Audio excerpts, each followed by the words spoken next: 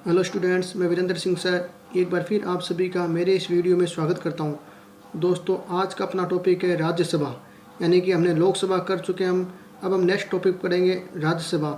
यानी कि संसद के 3 अंग बताए थे मैंने आपको, लोकसभा, राज्यसभा और राष्ट्रपति। आज हमारा जो टॉपिक है वो है राज्यसभा, यानी संसद का दूसरा भाग राज्यसभा पढ़ेंगे। राज्यसभा का अनुच्छेद कितना है? 80। यानी अनुच्छेद कौन सा है? 80।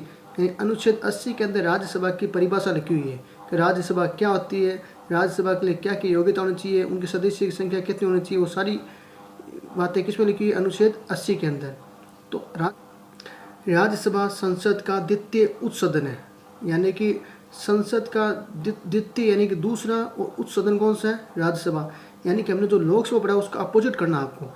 यानी कि लोकसभा का हमने पॉइंट क्या पढ़ा था पहला, कि लोकसभा संसद का प्रथम और निम्न सदन है, तो उसका अपोजिट यानी कि उसका विलोम शब्द करना है।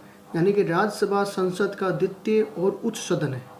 दूसरा पॉइंट, ये संसद का अलोकप्रिय सदन है। यानी कि राज्यसभा संसद का क्या है? अलोकप्रिय सदन है। क्यों? क्योंकि इसमें जनता द्वारा चयनित उम्मीदवार नहीं होते। इसमें जनता द्वारा चयनित उम्मीदवार नहीं होते। यानी कि हमने जिस उम्मीदवार का चयन किया ना, वो उम्मीदवार क्या करते हैं? राज्यसभा सदस्यों का चयन करते हैं। यानी कि विधायक जो होते हैं वो राज्यसभा के सदस्यों का चयन करते हैं। तो अलोकप्रिय सदन है ये। तीसरा पॉइंट आता है, ये संसद का स्थायी सदन है। स्थायी का मतलब होता है इसको भंग नहीं कर सकते। ये संसद का स्थायी सदन है। चौथा पॉइंट है, राज्यसभा को भंग नहीं किया जा सकता। यानी राज्यसभा क्या एक स्थायी सदन है, इसको भंग नहीं किया जा सकता। यानी कि लोकसभा को हम भंग कर सकते हैं लेकिन राज्यसभा को भंग नहीं कर सकते। भंग का मतलब होता है समय से पहले, यानी कि उसको समाप्त करना, उसके कार्यकाल को समाप्त करना। पाँचवा पॉइंट आता है, राज्यसभा एक अप्रत्यक्ष सदन है। राज्यसभा एक अप्रत्यक्ष क्यों है? क्योंकि इसके सदस्यों का चयन हम लोग नहीं करते। यानी हमारे द्वारा चयनित जो विधायक होते हैं वो राज्यसभा के सदस्यों का चयन करते हैं। यानी कि ये अप्रत्यक्ष सदन है। नेक्स्ट पॉइंट आता है, इसे लोकसभा की तुलना में कम शक्तियाँ प्राप्त है। यानी कि भारतीय संसद के अंदर जितनी शक्तियाँ लोकसभा को प्राप्त है उतनी शक्तियाँ राज्यसभा के सदस्यों को प्राप्त नहीं है। तो इसका मतलब हो गया लोकसभा की तुलना में इसको शक्तियाँ कम प्राप्त है। नेक्स्ट आता टॉपिक हमारा सदस्य संख्या। यानी राज्यसभा के अंदर दूसरा टॉपिक क्या है? सदस्य संख्या। तो सदस्य संख्या में हम पढ़ेंगे, राज्यसभा में अधिकतम सदस्य संख्या 250 होती है। यानी अधिकतम सदस्य संख्या कितनी हो सकती है? 250। किसके अंदर? राज्यसभा के अंदर। वर्तमान में राज्यसभा के सदस्य कितने हैं? 245 है। यानी वर्तमान में राज्यसभा के सदस्य कितने हैं? 245। अधिकतम कितनी होनी चाहिए? 250, लेकिन अभी वर्तमान में कितनी है? 245। राज्यसभा में राष्ट्रपति मनोनीत करता है कितने सदस्य? 12 सदस्य। यानी कि राज्यसभा के अंदर जो राष्ट्रपति अपनी स्वेच्छा से मनोनीत करता है वो सदस्य कितने होते हैं? 12। यानी कि कला, साहित्य, विज्ञान में जो विशेष प्रार्थी होते हैं, यानी जो ज़्यादा योग्य होते हैं, उनको 12 सदस्यों को कौन मनोनीत करता है? राष्ट्रपति करता है। उसके बाद आता है दोस्तों योग्यता है। राज्यसभा सदस्यों के लिए योग्यता है। क्या योग्यता होनी चाहिए? देखो, वह भारत का नागरिक हो। वह भारत का नागरिक हो। दूसरा पॉइंट, उसकी आयु 30 वर्ष की होनी चाहिए। यानी कि राज्यसभा सदस्य की आयु कितनी होनी चाहिए? 30 वर्ष की होनी चाहिए।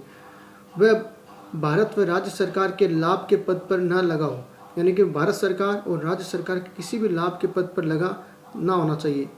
वह न्यायालय द्वारा पागल दिवालिया घोषित ना हो। यानी कि वह न्यायालय द्वारा, किसी भी न्यायालय द्वारा, किसी भी हाईकोर्ट के द्वारा अगर उसे पागल या दिवालिया घोषित कर दिया है तो वह राज्यसभा का सदस्य नहीं हो सकता। नेक्स्ट आता है कार्यकाल। राज्यसभा का कार्यकाल। दोस्तों, राज्यसभा एक स्थायी सदन है। राज्यसभा क्या एक स्थायी सदन है? इसका कोई कार्यकाल नहीं होता है। यानी राज्यसभा एक स्थायी सदन है, उसका कोई कार्यकाल नहीं होता है। यानी राज्यसभा का कोई कार्यकाल नहीं है। परंतु राज्यसभा के सदस्यों का कार्यकाल 6 वर्ष का होता है।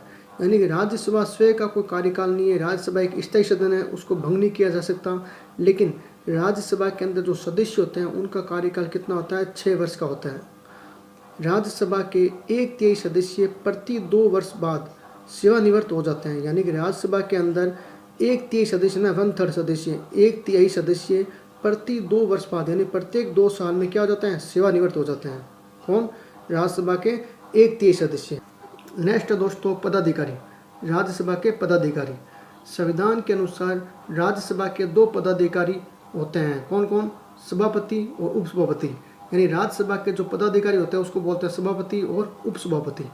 भारत का उपराष्ट्रपति राज्यसभा का सभापति होता है, यानी भारत का जो उपराष्ट्रपति है ना वो क्या होता है, राज्यसभा का सभापति होता है, यानी वेंकैया नायडू। वेंकैया नायडू भारत के भी उपराष्ट्रपति है, तो वो क्या है, यहाँ के सभापति हैं।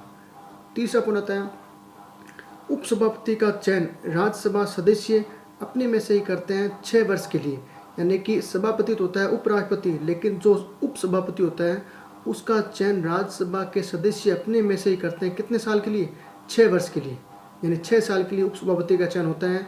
और सभापति का चयन कितने सालों के लिए होता है, 5 साल के लिए, क्योंकि उपराष्ट्रपति का कार्यकाल कितना होता है, 5 वर्ष। तो सभापति का कार्यकाल 5 वर्ष होगा और उपसभापति का कार्यकाल 6 वर्ष होगा। अब आता है दोस्तों महत्वपूर्ण बिंदु, राज्यसभा के महत्वपूर्ण बिंदु। पहला पॉइंट, राजस्थान से राज्यसभा सीट संख्या कितनी है, 10 है, यानी राजस्थान से 10 सदस्य जाते हैं राज्यसभा के अंदर। वर्तमान सभापति राज्यसभा का कौन है, वेंकैया नायडू। वर्तमान राज्यसभा उपसभापति हरिवंश नारायण सिंह उपसभापति है।